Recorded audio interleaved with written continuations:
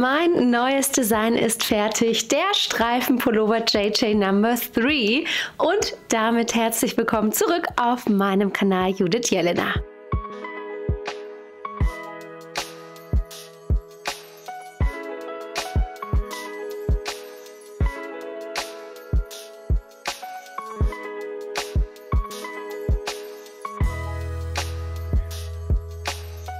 Damit auch weniger geübte Strickerinnen den Pullover ganz einfach nachstricken können, zeige ich euch heute die wichtigsten Techniken aus der Anleitung und die stricken wir gemeinsam. Falls ihr es noch nicht getan habt, freue ich mich übrigens sehr, wenn ihr meinen Kanal abonniert und vielleicht auch einen lieben Kommentar da lasst. Der Pullover ist das perfekte Teil für den Herbst und Winter, super kuschelig und dank ganz besonderer verkürzter Reihen mit einer perfekten Passform. Und als kleines Dankeschön, wenn ihr die Anleitung kaufen möchtet, bekommen alle meine YouTube-Zuschauer 15% Rabatt auf die schriftliche Anleitung.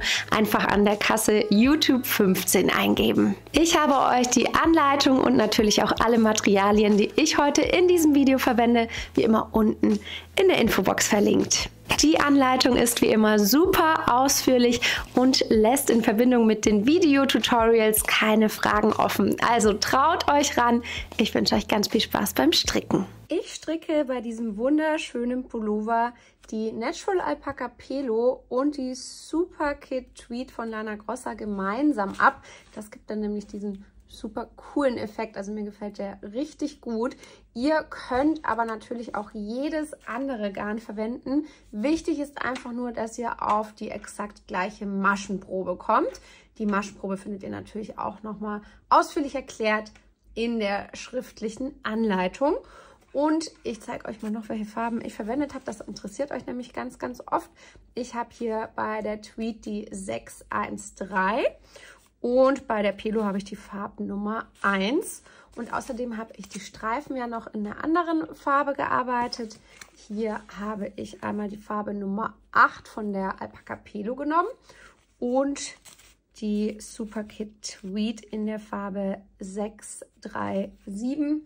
Und wundert euch nicht, das ist einfach nur ein neueres Knäuel. Deswegen sieht das ein bisschen anders aus. Das ist das neue Design und das war das alte. Ist auch genau die gleiche Wolle.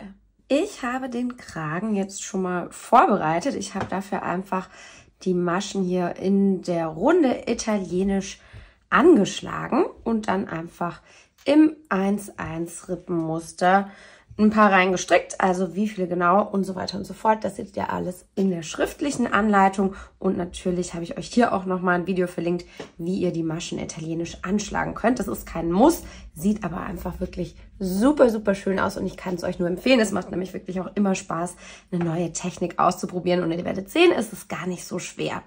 Und gleichzeitig habe ich dann danach eine linke Reihe gestrickt, also eine Reihe mit ausschließlich linken Maschen und da habe ich dann auch gleich die Maschenmarkierer angebracht, nämlich unsere Raglan-Aufteilung. Und hier ist mein runden Anfang, der befindet sich in der Mitte von dem Rücken und dann habe ich hier eben meine Raglan-Markierer angebracht. Wichtig ist hier, also am besten macht ihr das wie ich, dass ihr zwei verschiedene Farben habt, nämlich brauchen wir einmal einen speziellen Markierer, sage ich jetzt mal, für diese Stelle hier und für diese. Die zeigen uns nämlich ab, wo wir zählen müssen. Aber auch das seht ihr natürlich alles nochmal ganz genau in der Anleitung beschrieben. Wir starten jetzt mit den verkürzten Reihen. Und da die für viele immer so ein bisschen schwierig sind oder viele nicht so genau wissen, wie sie die machen sollen, stricken wir die jetzt einmal zusammen. Und gleichzeitig müssen wir natürlich auch schon unsere Raglan-Zunahmen machen. Falls ihr nicht wisst, wie das geht, verlinke ich euch auch hier nochmal ein Video mit den Raglan-Zunahmen. Ich zeige es hier jetzt noch einmal an dem ersten Beispiel hier ganz kurz, aber danach machen wir dann hauptsächlich die verkürzten Reihen zusammen. Also erstmal stricke ich jetzt hier bis zu dem Markierer alle Maschen ganz normal rechts ab.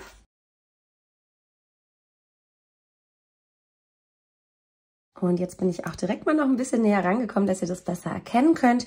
Wir starten jetzt mit unserer ersten nach rechts geneigten verschränkten Zunahme und die machen wir wie folgt, also immer vor dem ersten Markierer.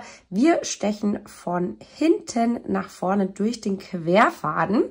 Der Querfaden ist immer das, was hier zwischen zwei Maschen so quer drin liegt. Da stechen wir von hinten nach vorne durch. Und dann holen wir uns dieses vordere Glied, also das, was hier vorne drauf liegt, mit unserer rechten Nadel, stechen hier durch, holen uns den Faden und stricken das dann rechts ab. Und somit haben wir jetzt eine verschränkte, nach rechts geneigte Zunahme gemacht. Und dann heben wir uns den Markierer einfach nur über, stricken die nächste Masche rechts ab, Markierer wieder überheben. Und danach wollen wir dann eine nach links geneigte verschränkte Zunahme. Und die machen wir wie folgt. Wir stechen dieses Mal von vorne nach hinten durch den Querfaden. So sieht das dann aus. Und jetzt stechen wir durch das hintere Glied, also das, was sich hier hinten befindet. Von rechts nach links stechen wir durch und holen uns den Faden. Und somit haben wir jetzt hier unsere beiden Raglan-Zunahmen gemacht. Ganz, ganz wichtig, die macht ihr wirklich immer, wenn ihr an diesen Markierern seid. Das werde ich jetzt nicht nochmal extra genau zeigen, wie die funktionieren. Und jetzt wollen wir ja unsere erste verkürzte Reihe machen. Und in der Anleitung steht jetzt hier zum Beispiel bei mir, dass ich bis 2 Maschen nach meinem Raglan-Markierer stricken soll, also nach meinem rechten Raglan-Markierer. Und das ist nämlich der, den ich extra in einer anderen Farbe habe. Und eine Masche habe ich jetzt ja schon gemacht, also eine haben wir schon gestrickt. Und dann stricken wir nochmal eine. Also heißt, jetzt haben wir hier 2 Maschen gestrickt. Und um verkürzte Reihen zu machen, machen wir das mit sogenannten Doppelmaschen. Und die gehen wirklich ganz einfach und das ist super, weil ihr habt danach einfach keine Löcher und nichts und man sieht es überhaupt nicht. Es sieht einfach sehr professionell und schön aus. Die gehen super easy. Wir drehen uns dafür das Strickstück einmal komplett um und dann stechen wir jetzt mit unserer rechten Nadel von rechts nach links durch die eben gestrickte hier durch, heben uns die einfach nur rüber auf die andere Nadel. Und dann nehmen wir uns diesen Faden und ziehen den einmal hier nach hinten. Also ihr seht schon, wenn wir den nach hinten ziehen, dann wird das wie so eine Doppelmasche. Deswegen heißt das auch so, weil die hat jetzt hier 2 solche Schenkel. Also das ist diese Masche und die hat jetzt 2 solche Teile hier, 2 Beinchen nenne ich es jetzt mal. Und das war im Prinzip schon der ganze Zauber. So ist jetzt die Doppelmasche entstanden und jetzt können wir einfach bis zu unserem runden Anfang zurückstricken. Weil hier haben wir ja jetzt auch schon die Zunahmen gemacht, heißt, da müssen wir sie nicht mehr machen. Wir stricken einfach ganz normal ohne Zunahmen zurück. Und weil wir jetzt ja auf der Rückseite sind, stricken wir unsere Maschen alle links ab. Also machen wir linke Maschen bis zum runden Anfang. Und jetzt sind wir am runden Anfang angekommen und natürlich wollen wir jetzt ja die Zunahmen auf beiden Seiten immer gleich haben. Bedeutet, ab da, wo die Runde beginnt, müssen wir jetzt wieder auch unsere Raglan-Zunahmen einarbeiten. Da wir jetzt auf der Rückseite sind, also bei den linken Maschen, zeige ich euch hier noch einmal, wie genau die funktionieren. Wir machen im Prinzip wieder genau dasselbe wie gerade. Wir fahren von hinten nach vorne durch den Querfaden, aber jetzt stricken wir das Ganze links ab, also genauso wie gerade eben, nur eben anstatt einer rechten Masche machen wir eine linke. Wir stechen wieder hier durch diesen vorderen Teil durch und stricken die Masche dann links verschränkt ab. Also genau dasselbe Spiel, nur eben mit linken anstatt rechten Maschen. Hier machen wir wieder eine linke Masche und dann machen wir hier wieder genau dasselbe, nur dass wir jetzt natürlich wieder andersrum einstechen, von vorne nach hinten. Und hier ist es so ein bisschen tricky, da ranzukommen. Wir müssen jetzt ja nämlich andersrum einstechen, damit wir die links abstricken können. Also heißt wieder durch dieses hintere Teil hier stechen wir durch und dann stricken wir diese Masche hier links ab. Also haben wir jetzt hier eine links verschränkte Zunahme. Und auch hier wollen wir jetzt wieder unsere Doppelmasche machen. Eine Masche haben wir schon, wenn wir ab diesem Markierer zählen. Dann brauchen wir nochmal eine. Also haben wir jetzt 1, 2 und dann drehen wir uns das ganze Strickstück einfach wieder um. Und dann machen wir wieder genau dasselbe. Ich zeige euch nochmal, wie es geht. Also wir stechen jetzt durch diese eben gestrickte Masche von rechts nach links mit unserer rechten Nadel durch und heben die einfach nur über. Und wenn wir uns dann jetzt hier diesen Faden wieder nehmen und die ganze Masche hier so nach hinten ziehen, dann haben wir jetzt wieder hier unsere Doppelmasche und zieht das wirklich schön fest. Also das darf richtig streng nach hinten gezogen werden. Und dann, wenn ihr eure Doppelmasche habt, dann könnt ihr einfach weiter stricken, wie in der Anleitung beschrieben. Also jetzt brauchen wir wieder keine Zunahmen, weil die haben wir ja gerade schon auf der Rückseite gemacht. Wir stricken jetzt wieder alle Maschen ganz normal rechts einfach nur ab, bis wir am runden Anfang angekommen sind. Und das war jetzt im Prinzip schon wirklich alles. So geht es jetzt weiter. Wir machen jetzt wieder unsere Zunahmen. Also heißt, wir stricken hier jetzt weiter bis zu unserer nächsten Doppelmasche, die wir bilden und vergessen dabei natürlich unsere Raglan-Zunahmen nicht. Und dann zeige ich euch gleich nochmal, wie wir auch die Doppelmaschen abstricken. Also erstmal bis zum Markierer.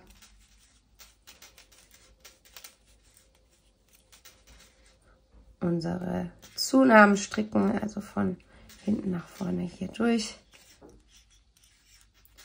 Die Raglanmasche stricken und dann hier wieder eine Zunahme.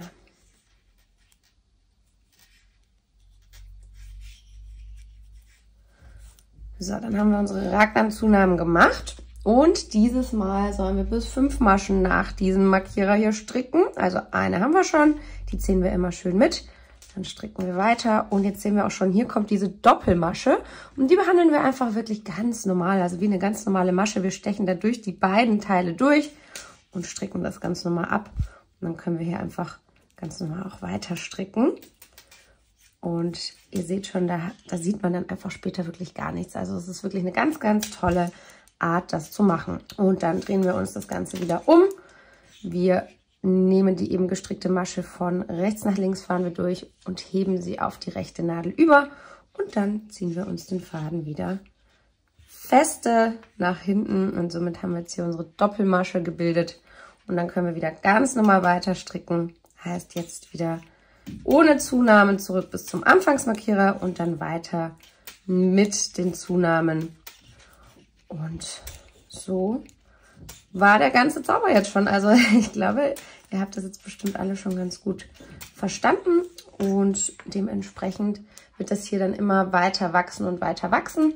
Und wie das gleich ausschaut, das zeige ich euch. Ich stricke jetzt die verkürzten Reihen mal fertig und zeige euch gleich das Ergebnis. Ich mache gerade meine allerletzte Doppelmasche und dann bin ich jetzt nämlich durch mit den verkürzten Reihen. Also ich habe jetzt so viele gestrickt, wie in der Anleitung angegeben sind. Übrigens, wenn ihr dann ja später auch hier weiter nach vorne kommt und ins Vorderteil kommt, vergesst nicht, dass ihr hier natürlich auch ganz normal die Raglan-Zunahmen machen müsst. Also wirklich immer vor den ganzen Markierern und nach den Markierern immer die Raglan-Zunahmen. Und jetzt stricke ich gerade zurück, also bis ich beim runden Anfang angekommen bin.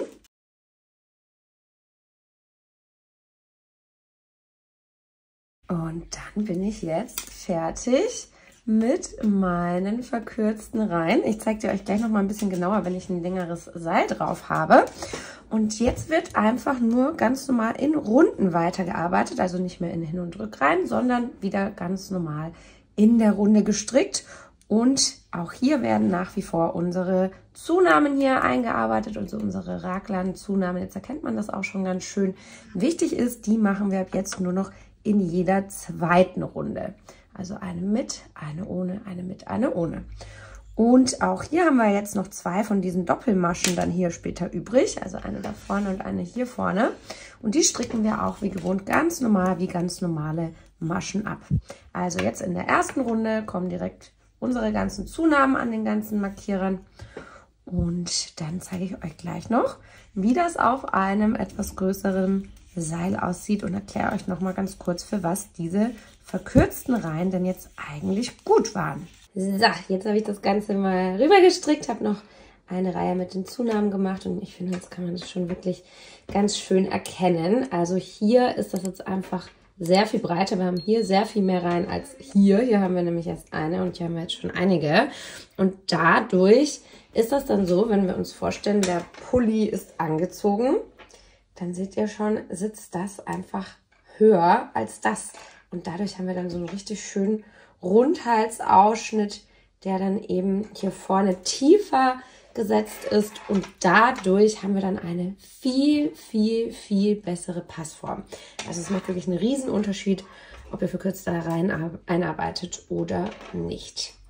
Und ja, ich würde sagen, das ist richtig schön geworden. Man sieht jetzt hier auch wunderbar, dass da wirklich keinerlei Löcher oder irgendwas entstehen durch diese Doppelmaschen. Also es sieht einfach wirklich perfekt aus.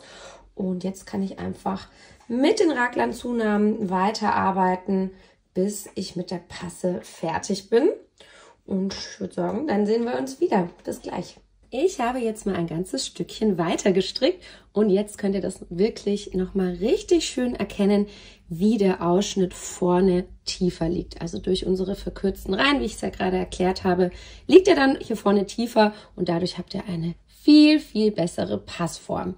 Dann habe ich natürlich die Passe fertig gestrickt. Also bedeutet, ich habe hier einfach die Zunahmen, die Raglanzunahmen gearbeitet, wie in der Anleitung beschrieben. Und anschließend habe ich jetzt auch schon mal ein bisschen weiter gemacht. Und zwar habe ich die Ärmelmaschen stillgelegt und habe unter den Ärmeln neue Maschen angeschlagen. Da dieses Video etwas sprengen würde, habe ich dafür nochmal extra Videos aufgenommen. Da erkläre ich das dann wirklich ganz ausführlich. Und das habe ich euch hier mal verlinkt. Und in der Anleitung findet ihr das natürlich auch nochmal alles. Und dann geht es einfach weiter. Wir stricken dann nämlich einfach den Körper, also den Rumpf, in Runden. Aber dieses Design hat natürlich noch ein paar schicke Feinheiten. Und zwar habe ich Streifen eingearbeitet. Aber ich habe da auch noch mal ein besonderes Designelement verwendet, das ich ja auch schon hier oben gemacht habe. Nämlich habe ich das noch mal ein bisschen abgegrenzt, damit das Ganze noch mal ein bisschen besonderer ist. Also normalerweise macht man das bei Streifen natürlich nicht. Aber das ist jetzt ganz speziell für mein Design der Wiedererkennungswert. Und ich muss sagen, ich finde es wirklich richtig, richtig schön. Das hat einfach nochmal so ein bisschen mehr 3D-Effekt und sieht einfach sehr cool aus. Wie genau die Einteilung der Streifen ist, findet ihr selbstverständlich auch in der schriftlichen Anleitung. Aber ich dachte mir, wir machen mal einen Musterrapport gemeinsam, einfach damit ihr mal seht, wie genau ich diese Abgrenzungen hier mache. Ist auch überhaupt nicht schwer. Aber einmal machen wir es zusammen. Übrigens stricke ich den Rumpf ganz gerne mit dem Magic Loop. Man kann das natürlich auch ganz einfach in der normalen Runde stricken. Aber wenn man den öfter mal anprobieren will, und ich finde, das ist ja immer das Schöne bei Raglern, dann ist das ein bisschen einfacher, wenn das hier länger ist, weil sonst fallen die Maschen da sehr schnell raus. Also kleiner Tipp am Rande, müsst ihr aber natürlich nicht machen. So, und jetzt sind wir gerade eine Reihe vor dem nächsten braunen Streifen angekommen. Und als kleine Abgrenzung, das geht wirklich ganz, ganz simpel, mache ich jetzt eine Runde einfach nur aus linken Maschen. Und dadurch machen wir dann eben diese schöne Abgrenzung, die ihr gerade schon gesehen habt. Also ihr kennt das auch sofort, wenn ihr die strickt. Dann habt ihr nämlich hier solche kleine Bobbel davor liegen. Und das mache ich jetzt einmal die komplette Runde. Und wenn ich dann mit der linken Reihe fertig bin, dann wechsle ich zu meinem braunen Garn und dann mache ich jetzt eine Runde einfach rechts mit dem braunen Garn. Ich zeige euch aber gleich hier nach der ersten Runde noch einen kleinen Tipp, wie wir das machen können, dass wir hier nicht so eine komische Stufe drin haben. Wenn wir nämlich einfach ganz normal weiter stricken würden, hätten wir hier so eine Stufe drin. Aber wie wir die vermeiden, seht ihr gleich. Jetzt bin ich hier fast am Ende angekommen und jetzt mache ich mir erstmal hier einen kleinen Knoten, den ich dann später auch wieder aufmachen kann vorm Vernähen. Aber einfach, dass das hier so ein bisschen besser hält, wenn ich da gleich stricke. Ihr könnt auch einen Doppelknoten machen, wenn ihr wollt, aber macht den nicht so fest, dass ihr den auch wieder öffnen könnt vorm Fädenvernähen. So, jetzt stricke ich noch die letzten paar Maschen rechts ab, ganz normal. Und jetzt seht ihr dann gleich schon, wenn ich jetzt, ich mache es einmal vor, wenn ich jetzt diese Masche einfach ganz normal hier weiter stricken würde, dann haben wir hier so eine Treppe. Bedeutet, wir haben dann eine braune und eine weiße nebeneinander. Das wollen wir aber natürlich nicht, deswegen nehme ich das hier ganz schnell wieder zurück. Und jetzt schauen wir uns einmal die Masche drunter an. Also diese weiße, die hier drunter liegt, das ist diese hier. Und da fahren wir hier beim rechten Teil vom Maschenglied ein, mit der rechten Nadel von rechts nach links und heben die uns mit auf die Nadel. Also einfach dass die jetzt hier so doppelt liegen sozusagen. Und wenn wir das dann ganz normal abstricken, jetzt kommt hier der Knoten natürlich nach vorne und wieder nach hinten ziehen, dann seht ihr schon, sind die auf einer Höhe. Also das ist ein wirklich cooler Tipp, wenn ihr die Farbe wechselt bei Runden.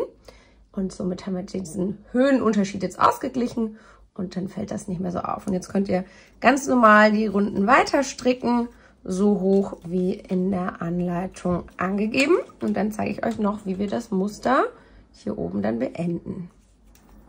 Und wenn ihr dann mit eurem Braunreihen fertig seid, dann können wir wieder auf das Grundgarn wechseln, in meinem Fall ja dieses Weiß mit dem Rosé. Und jetzt könnte man meinen, dass wir jetzt gleich mit linken Maschen starten.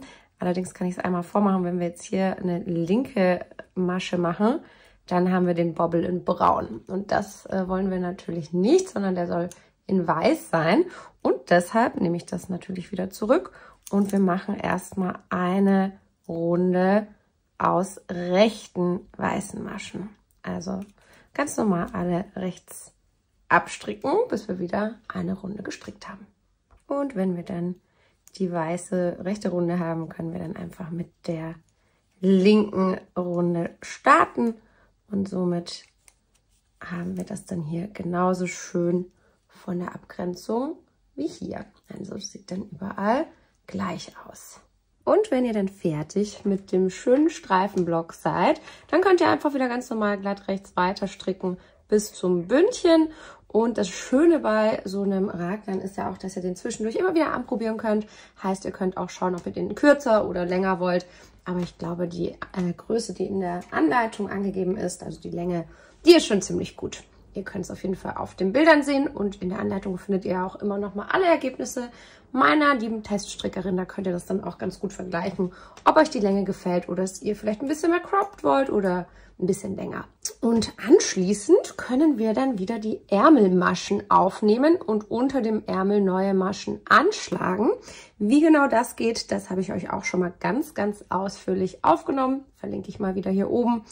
Und dann könnt ihr ganz normal die Ärmel stricken. Die werden nochmal mit Abnahmen gestrickt, damit wir dann hier so eine schöne verjüngende Form haben.